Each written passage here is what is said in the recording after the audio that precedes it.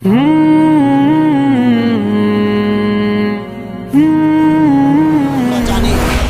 সাল্লাল্লাহু আলাইহি ওয়াসাল্লামের জীবনের তিনটি অংশ বোঝা যায়। একটা হচ্ছে সিরাত, একটা হচ্ছে সূরত, আর একটা হচ্ছে মিলাদ। মিলাদ শব্দের অর্থ হচ্ছে আল্লাহ রসুলের জন্ম। মিলাদ শব্দের অর্থ হচ্ছে আল্লাহ রসুলের জন্ম। আল্লাহ রসুল সাল্লাল্লাহু আলাইহি ওয়াসাল্লামের জন্ম কত সালে, কত হিজরিত, কত সালে, কত খ্রিস্টাব্দের কোন দিনে হয়েছিল, এবং সেই দিনটা আমরা উদযাপন করব না এবং সেই দিনটা সাহাবায়ে কেরাম রাদিয়াল্লাহু তাআলা আনহুম এবং আল্লাহ নবী স্বয়ং তিনি উদযাপন করেছিলেন কিনা। যদি আল্লাহ নবী সাল্লাল্লাহু আলাইহি ওয়াসাল্লাম তিনি ধরার বুকে এসেছেন, তিনি নিজের জন্যও রহমত, সাহাবায়ে কেরাম রাদিয়াল্লাহু তাআলা আনহুমের জন্য রহমত, তাবিঈর জন্য রহমত, তাবিঈর জন্য রহমত, কুল আলমের জন্য রহমত, এবং সমস্ত পশু পাখির জন্য রহমত।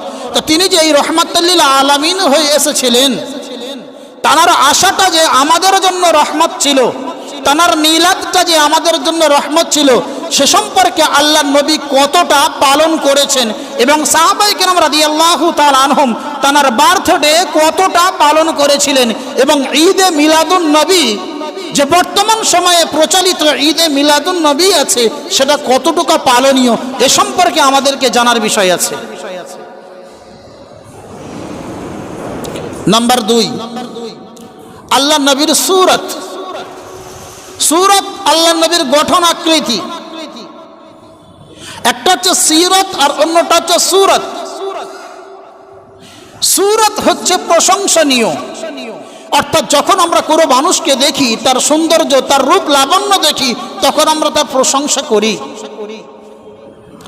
তো আল্লাহ নবী সাল্লাল্লাহু আলাইহি ওয়াসাল্লাম দেখতে কেমন ছিলেন, এ প্রসঙ্গে সিহায়ে সিত্তার প্রতিটা কিতাবের মধ্যে আল্লাহ রসুল সাল্লাল্লাহু আলাইহি সাল্লামের শারীরিক গঠনাবলী সম্পর্কে বর্ণনা করা আছে। কিন্তু ইমামে তিরমিজি রাহমাতুল্লাহ আলাইহি তার প্রসিদ্ধ কিতাব তিরমিজি শরীফের শেষ পাঠে, শেষ অংশে তিনি শামাইলে তিরমিজি নামী একটি কিতাব তিনি ওখান থেকে অ্যাড করেছেন, যে কিতাবের মধ্যে 400 রিওয়ায়াত নিয়ে এসেছেন শুধু আল্লাহ নবী সাল্লাল্লাহু আলাইহি সাল্লামের গঠন আকৃতি বর্ণনা করতে গিয়ে। আল্লাহ নবী দেখতে কেমন ছিলেন, আল্লাহ নবী লম্বা ছিলেন না বেটে ছিলেন, আল্লাহ নবী সাল্লাল্লাহু আলাইহি সাল্লামের চুল কেমন ছিল, আল্লাহ নবী সাল্লাল্লাহু আলাইহি সাল্লামের কপালটা কেমন ছিল, আল্লাহ রসুলের ভুরুটা কেমন ছিল, তার চোখটা কেমন ছিল, চোখের পাপড়িগুলো কেমন ছিল, ঠোঁটটা কেমন ছিল, দাঁতগুলো কেমন ছিল, দাঁতের মাঝখানে ফাঁকা কতটুকু ছিল, জবানটা কেমন ছিল, তিনি যখন বলতেন কেমন ভাবে বলতেন, তিনি যখন চলতেন কেমন ভাবে চলতেন, তিনি যখন কাউকে সালাম করতেন কেমন ভাবে সালাম করতেন, তিনি যখন কারোর সঙ্গে মোলাকাত করতেন কেমন ভাবে মোলাকাত করতেন, তিনি যখন কারোর সঙ্গে মুসাফাহা করতেন কেমন করে মুসাফাহা করতেন। লম্বা লিস্ট সেখানে লাগানো আছে, ইনশাআল্লাহ সে প্রসঙ্গে একদিন কথা বলা হবে ইনশাআল্লাহ। আর যেটা আমার আপনার জন্য অপরিহার্য দরকার, সিরত, করণীয়, অনুকরণীয়, অর্থাৎ রাসূল করিম সাল্লাল্লাহু আলাইহি ওয়াসাল্লাম যে ধরার বুকে এসেছেন, রহমত হিসাবে এসেছেন, ওই সময় আমাদের জন্য রহমতই হবে যে সময় আমরা আল্লাহ নবী সাল্লাল্লাহু আলাইহি ওয়াসাল্লামকে সম্পূর্ণ ফলো করব, আল্লাহ নবী সাল্লাল্লাহু আলাইহি ওয়াসাল্লামের জীবন আদর্শকে সম্পূর্ণ নিজের জীবনের মধ্যে নিয়ে নেব।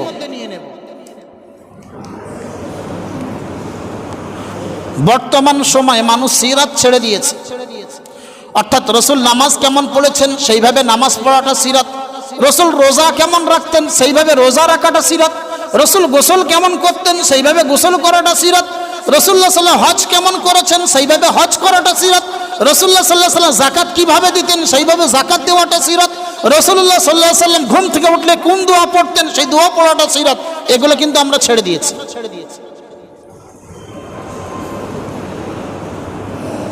সিরাতটাকে আমরা একেবারে ছেড়ে দিয়েছি আর ধরে রেখেছি একটা সূরত, সেটাকে অনেকটা ছেড়ে দিয়েছি। ধরে রেখেছি কেবলমাত্র মিলাদকে, আল্লাহ রসুলের জন্মের মাস, এই মাস জন্মের মাস, আমাদেরকে আনন্দ করতে হবে। 12ই রবিউল আউয়াল আসলে তার আগে থেকে আমরা জুলুস বার করব, আমরা র্যালি বার করব, আমরা বিভিন্ন জায়গায় পদযাত্রা করব, আমরা রসুলের নামে নারায়ে তাকবীর আল্লাহু আকবার, নারায়ে রিসালা ইয়া রাসূলুল্লাহর ধ্বনি দেব, আর বিভিন্ন কলেমা খচিত পতাকা নিয়ে আমরা র্যালি করব, আর দিনের শেষে সেটাকে সারগাদাই ফেলে দেব। এটাই আমরা ধরে রেখেছি। যখন এই 12ই রবিউল আউয়ালের মাস আসে, আমরা আল্লাহ নবী সাল্লাল্লাহু আলাইহি ওয়াসাল্লামের জন্ম নিয়ে বেশি আলোচনা করি। মনে রাখবেন, রাসূলুল্লাহ সাল্লাল্লাহু আলাইহি ওয়াসাল্লাম মিলাদ অর্থাৎ জন্ম নিয়ে আলোচনা করাটা অত্যন্ত নেকির বিষয়, এটাও আমরা জানি। কিন্তু আমার আপনার নাজাত আছে সিরাতের মধ্যে। যখন মিলাদের মধ্যে সিরাতকে অ্যাড করে নেব, মিলাদের সঙ্গে সিরাতকে আমরা যুক্ত করে নেব, তখনই কিন্তু আমার আপনার নাজাত আছে। আর যদি শুধু রসুলের আগমন হয়েছে বলে আমরা রসুলের আগমনে এমনভাবে জলসা জশ্নে জুলুস করব, এমনভাবে আমরা উদযাপিত করব যাতে করে মনে হয় যে আমরা যেন এর মধ্যেই নাজাত আছে, এটা আমাদের ভুল ধারণা থেকে যাবে। এই 12ই রবিউল আউয়াল আসছে, আমরা দেখেছি বিভিন্ন পেপার পত্রিকার মাধ্যমে, সোশ্যাল মিডিয়ার মাধ্যমে আমরা দেখেছি যে রসুল করিম সাল্লাল্লাহু আলাইহি ওয়াসাল্লামের মিলাদ নিয়ে তানারাই বেশি উন্মাদিত হবে, যারা আশিকে রসুল অর্থাৎ রসুল করিম সাল্লাল্লাহু আলাইহি ওয়াসাল্লামের প্রতিটা সুন্নতকে আঁকড়ে ধরে এবং আল্লাহ নবী সাল্লাল্লাহু আলাইহি ওয়াসাল্লামের জীবনের সমস্ত সুন্নতগুলো পালন করে। অথচ সোশ্যাল মিডিয়ার মাধ্যমে দেখি মিলাদ নিয়ে ওই সমস্ত মানুষরাই উদযাপন করে যারা এক ওয়াক্ত নামাজেও আসে না, যাদের মুখে রসুলের সুন্নতের দাড়ি নাই, যাদের মাথায় কোনোদিন টুপি থাকে না, যাদের গায়ে কোনোদিন সুন্নতি লেবাস থাকে না, এবং তারা 12ই রবিউল আউয়াল সুবহে সাদিকের আগে উঠে নারায়ে তাকবীর আল্লাহু আকবার, নারায়ে রিসালা ইয়া রাসূলুল্লাহর ধ্বনি দিতে দিয়ে সুবহে সাদিক করে না করে না। এবং পুরো দিনটা এইভাবে এখান থেকে এই মাজার থেকে ওই মাজারে যাচ্ছে, ওই মাজার থেকে ওই মাজারে যাচ্ছে, মনে করছে আমরা কামিয়াব হয়ে গেছি। না না, অত সহজ নয়। আল্লাহ পাক বলেছেন, লাকাদ কানা লাকুম ফি রাসূলিল্লাহি উসওয়াতুন হাসানা, নিশ্চয় রাসূলুল্লাহ সাল্লাল্লাহু আলাইহি ওয়াসাল্লামের জীবন আদর্শের মধ্যে তোমাদের জন্য উত্তম উত্তম চরিত্রের মধ্যে তোমাদের কামিয়াবি আছে। আর আমরা আল্লাহ নবী সাল্লাল্লাহু আলাইহি ওয়াসাল্লামের চরিত্রকে ভুলে গিয়ে, চরিত্রকে পিছনে ফেলে দিয়ে, আল্লাহ রাসূল সাল্লাল্লাহু আলাইহি ওয়াসাল্লামের জীবন আদর্শকে পিছনে ফেলে দিয়ে, আল্লাহ রাসূল সাল্লাল্লাহু আলাইহি ওয়াসাল্লামের তাশাবুহকে পিছনে ফেলে দিয়ে আমরা কেবলমাত্র আল্লাহ রাসূলের জন্মের মাস এলেই আমরা ল্যাংটায় নাচা শুরু করে দিই। আবার বড় বড় পীর সাজে মানুষ। পীরেরা কি করে যে বিভিন্ন গাড়ির বিভিন্ন ছাদে বসে থাকে আর তাদেরকে লোক ফুল ছড়া দেয় যেন তারাই বর্তমানে নবী হয়ে এসছে। নাউযুবিল্লাহি মিন যালিক। আবার অনেকে ফতোয়া দেয় এমন ভাবেই যে আল্লাহ নবী সাল্লাল্লাহু আলাইহি ওয়াসাল্লাম আমাদের সন্তান জন্ম নিলে আমরা তার জন্য একটা দিন ঠিক করি, আকিকা করি, তার জন্য ডেট অফ বার্থ মানাই, আমরা বিভিন্ন কাজ যদি করতে চাই তার জন্য উদ্বোধনী সভা মানাই। আর আমার রসুল রাহমাতাল লিল আলামিন পৃথিবীর বুকে এসেছেন আর তার জন্য আমরা মিলাদ মানাতে পারবো না? হ্যাঁ, আপনি মানাতে পারেন, মানানোর বিপক্ষে আমরা নয়, কিন্তু ওইভাবে মানান যেভাবে আল্লাহ নবী সাল্লাল্লাহু আলাইহি ওয়াসাল্লাম মানিয়েছেন। আল্লাহ নবী কিভাবে মানিয়েছেন রিওয়ায়াতের মধ্যে পাওয়া যায়। আল্লাহ নবী সাল্লাল্লাহু আলাইহি ওয়াসাল্লাম সোমবারে রোজা রাখতেন। আল্লাহ নবী সাল্লাল্লাহু আলাইহি ওয়াসাল্লামকে জিজ্ঞাসা করা হলো, ইয়া রাসূলুল্লাহ, আপনি সোমবারে রোজা রাখেন কেন?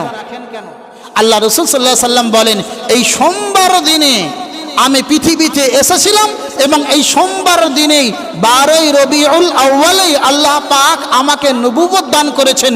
তাই আল্লাহর এত বড় মহান নিয়ামতের শুকরিয়া আদায় করতে গিয়ে আমি রোজা রাখি। আমরা হয়তো আশিকে নবীর প্রমাণ দিতে গিয়ে আজকে শুনে নিয়ে ঠিক সোমবার দিন বা 12ই রবিউল আউয়ালের দিন আমরা রোজাটা রেখে নেব, কথাটা ঠিকই আছে। কিন্তু রমজান মাস এলে কিন্তু রোজার ধারে বাড়ি যাব না।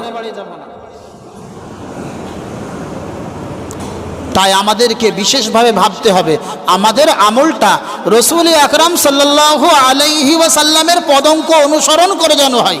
আপনি মিলাদ করেন, আপনি মিলাদুন নবী মানেন, আপনি সিরাতুন নবী মানেন, আর আপনি আমলে নববী মানেন, যাই মানেন না কেন, আপনার আমলটা, আপনার কথাটা, আপনার চলাটা যেন রাসূলুল্লাহ সাল্লাল্লাহু আলাইহি ওয়াসাল্লামের পদঙ্ক অনুসরণ করে হয়।